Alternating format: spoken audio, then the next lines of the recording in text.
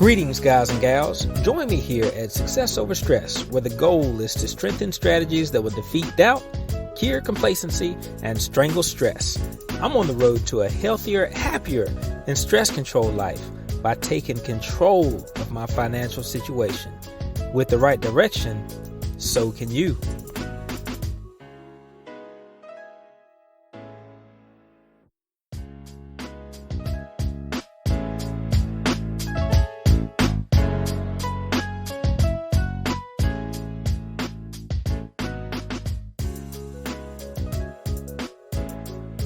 Okay, ladies and gentlemen, appreciate you for coming back and hanging out with me for a little bit. This is November the 5th, 2022, and I spent a little bit of time with the wife and daughter today. We went and did a dementia walk in Winston-Salem, North Carolina. It was a good time, and I tell you what,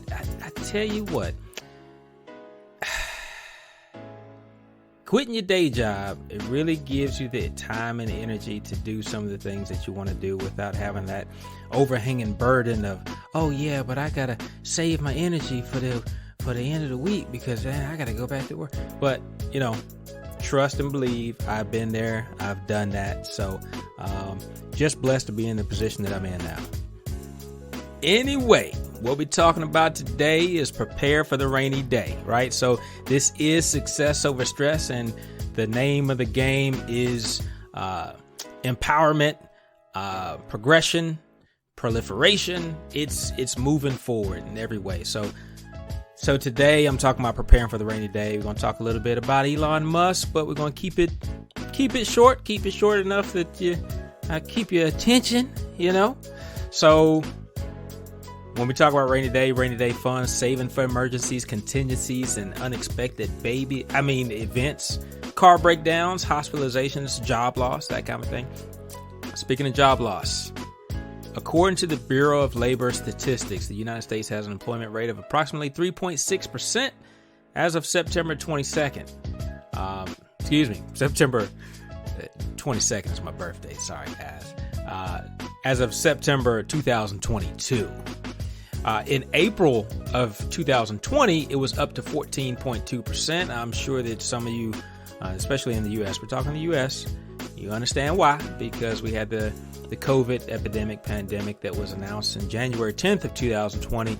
And after that, everything just really rolled downhill. Everything was closing because people weren't getting out, weren't supposed to get out. There were mask mandates. There were, I know in our area, There were curfews. You had to be in by 8 o'clock and that kind of thing. So that was pretty interesting. But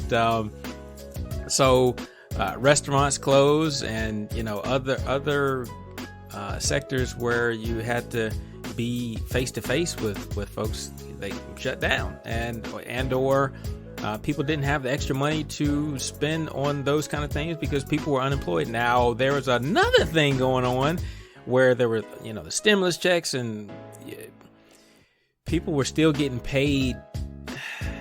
I don't know, was it an unemployment paycheck? Was it a stimulus check? But I do know that there's plenty of people who didn't make X amount in their day-to-day life, and with their with the checks that came in, with their aid that came in, they were making more than they were making when they were working. So then there's the whole thing about, all right, well, I don't really want to go back to work. I want to get this check because it's more than I was making when I was working. So why work if you'll send me the check? But that's another podcast. That's not this podcast. But I want to make note of 4 points about unemployment as the federal government sees it. So, point 1, people with jobs are employed.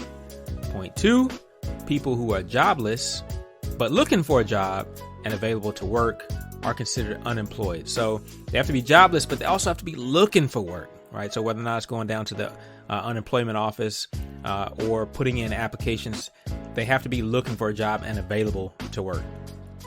And then point 3, the labor force is made up of both the employed and the unemployed. So that's the labor force as a whole. All right, and then point 4, people who are neither employed nor unemployed are not in the labor force, right? So if it's your aunt that is not able to work, not looking for a job, then she's not in the labor force at all. Okay. All right. So all this brings me to the current events going on with Twitter, right? Because there's some firings going on there. Haven't heard of any hirings yet, but definitely firings going on. Elon Musk, if you don't know, he's a 51-year-old who is the world's most wealthy individual, right? So let's see. According to Forbes, he has a net worth of about $208.3 billion with a B, $1 billion. All right. Who comes in at position 2 is the Bernard Arnault. Yeah, I don't know who that is, so I'm not in the know. Bernard Arnault and their family, their net worth is of $159.6 billion. And per time.com, Elon Musk dropped about $9 billion after the Twitter deal.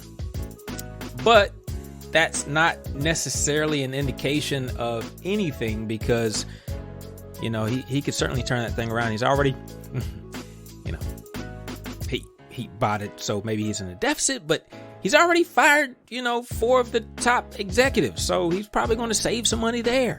And then I understand that there's also some firings planned for maybe some of the lower performers at Twitter.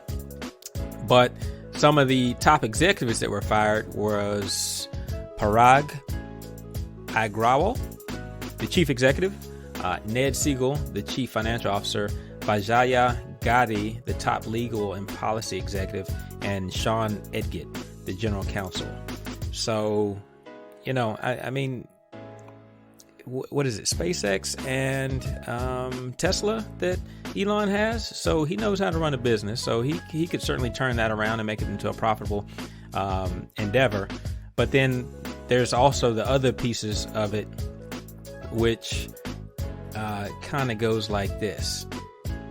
Elon started, I guess he's an avid Twitter user and he has a huge following. So back in April, he started looking at purchasing or acquiring Twitter. And then so throughout the course of the summer, I guess he decided maybe he didn't want to purchase it. And he said that there weren't enough adequate measures in place to prevent spam and some of this other stuff.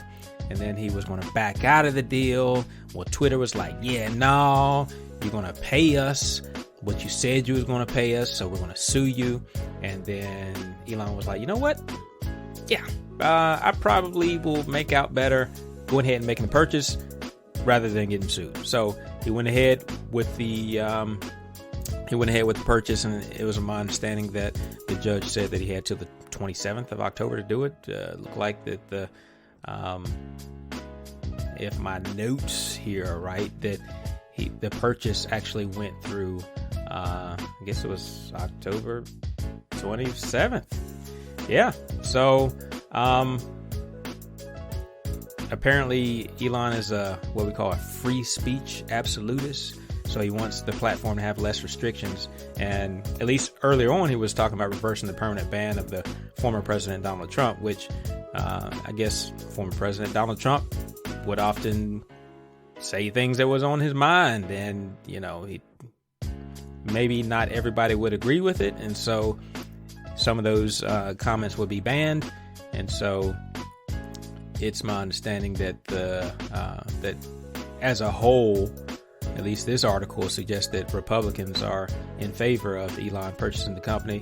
So once again, free speech absolutist, maybe be able to get Donald Trump's Twitter account reinitiated, that kind of thing. But then on a side note, Donald Trump, he was a part of, he was going to start his own social media platform. I don't remember what the name of it was going to be, but I do know that it trades under the ticker DWAC. Something acquisition. Yeah. But anyhow, this is not about former president today. This is about Elon Musk. Okay. So, Elon Musk did later say, or wrote, Twitter obviously, and I quote, Twitter obviously cannot become a free-for-all hellscape where anything can be said with no consequences. So, what he decides to do with the platform to make it profitable, to make it both profitable and to make it a place that people want to spend their social media minutes.